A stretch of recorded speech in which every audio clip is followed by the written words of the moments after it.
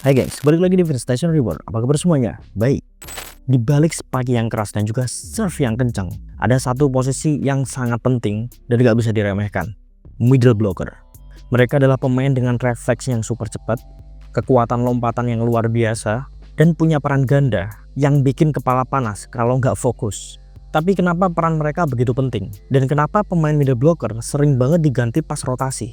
Seperti biasa, mari kita mulai. Middle blocker, kadang juga disebut middle hitter, adalah pemain yang berdiri di posisi tengah net alias posisi ketiga saat tim dalam keadaan front row atau baris depan.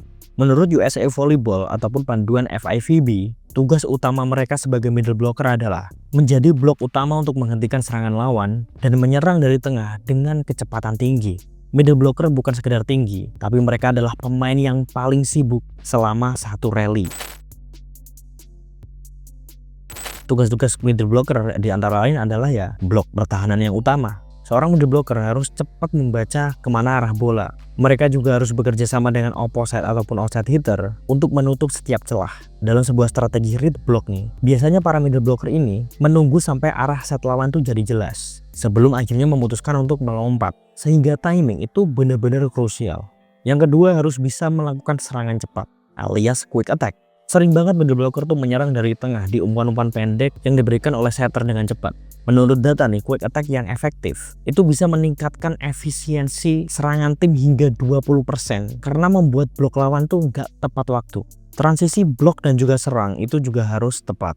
Dalam waktu kurang lebih 2 detik aja nih, middle blocker harus mendarat dari bloknya, kembali ke posisi, lalu siap buat nyerang lagi. Proses ini tuh biasanya dikenal dengan transition footwork. Dan perlu latihan yang konsisten nih, agar tetap stabil di tengah rally yang cepat. Kenapa middle blocker itu krusial ya? Karena mereka adalah fondasi pertahanan di bawah net. Tanpa mereka lawan bisa dengan mudah gitu menembus pertahanan, serta sesuka hati memakai quick attack, bahkan mematikan tempo. Middle blocker juga bisa banget jadi pemecah ritme permainan. Middle blocker yang aktif dan membuat setter lawan tuh ragu buat ngasih bola ke tengah, dan akhirnya cuma main di satu sisi, yaitu adalah middle blocker yang keren. Gak hanya itu, mereka juga berperan banget menjadi penyeimbang blok. Dalam sistem blok 2 orang atau triple block, middle blocker tuh tugasnya terbang ke sisi kiri ataupun ke sisi kanan sesuai kebutuhan. Inilah kenapa banyak middle blocker yang punya lateral movement yang cepat. Kenapa middle blocker sering diganti? Ya karena middle blocker tuh jarang banget ikut receive maupun defense. Ketika mereka rotasi ke belakang atau back row, biasanya mereka tuh langsung digantikan sama libero. Ya alasannya libero lebih jago di bola-bola first touch. Dan juga middle blocker bisa istirahat sebelum akhirnya kembali ke front row. Dan ini sangat memungkinkan pelatih untuk menjaga stamina dari middle blocker yang sangat dibutuhkan di zona depan. Ya karena fokus akan hancur kalau staminanya tuh berkurang drastis. Aturan ini juga sangat terlihat jelas di sistem peraturan atau pergantian dari FIVB. Middle blocker bisa diganti keluar masuk lebih dari 1 kali dalam satu set, asalkan tetap sesuai dengan pasangan pergantiannya.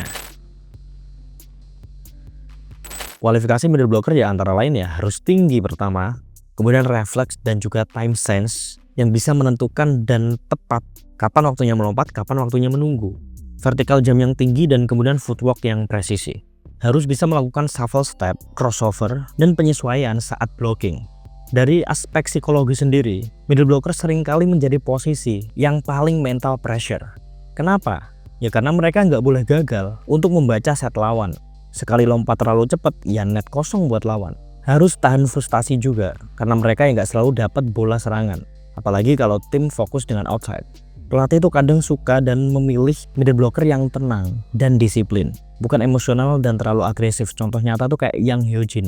Dia tuh tenang, kalem, presisi.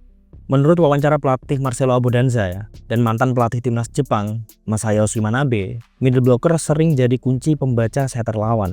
Mereka bertugas menganalisis pola, apakah setter sering ngasih quick, apakah setter sering melakukan umpan belakang, dan lain-lain. Dalam banyak kasus, pelatih juga menyusun rotasi agar middle lawan tidak sejajar dengan outside attacker terbaik mereka dari tim sendiri. Dan ini disebut rotasi mismatch. Kalau kita bicara soal middle blocker, rasanya tuh nggak fair kalau nggak nge-mention middle blocker terbaik dunia. Ada Anna Denesi dari Italia, di mana dia juga dinobatkan sebagai raja bloknya Eropa, dominan di net dan punya timing yang mantap. Terus kalau di Serbia ada Sreko Lisinak, kalau nggak salah namanya Sreko Lisinak, middle blocker pria yang juga sering menjadi senjata serangan. Kalau di Turki ada Eda Erdem, middle blocker senior yang juga kapten, punya servis yang tajam dan juga leadership yang kuat. Dalam beberapa pertandingan besar ya, middle blocker tuh seringkali menyumbang lebih dari 30% poin lewat block dan juga quick attack. Bahkan kita sering banget lihat di Kovo saat Mega main di Korea dulu. Kadang-kadang kita tuh nggak sadar kalau middle blocker tuh berkontribusi sebanyak itu dalam poin. Karena dalam pertandingan kayaknya kita nggak ngelihat, tapi di statistik kok ada nih, tiba-tiba ini bikin poin, dia bikin poin. Kapan? Karena emang ya senyap-senyap menghanyutkan. Middle blocker bukan cuma soal tinggi, mereka adalah pemain yang harus baca permainan lebih cepat dari siapapun di lapangan. Blok yang tepat bisa mengubah momentum, serangan cepat juga bisa membuka semua sisi lawan. Dan kadang keberhasilan satu rally besar dimulai dari lompatannya di tengah net. Jadi kalau kalian pengen jadi middle blocker, bersiaplah jadi tembok, peledak tengah, dan penentu diam-diam di balik layar kemenangan. Nah, itu ya konten kali ini soal middle blocker.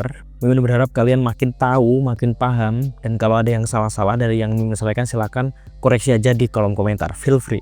Oke lah semua, terima kasih. Jangan lupa subscribe, bunyi lonceng notifikasinya supaya kalian gak ketinggalan konten-konten terbaru dari Vin Station di bonus selanjutnya. See you di next video guys.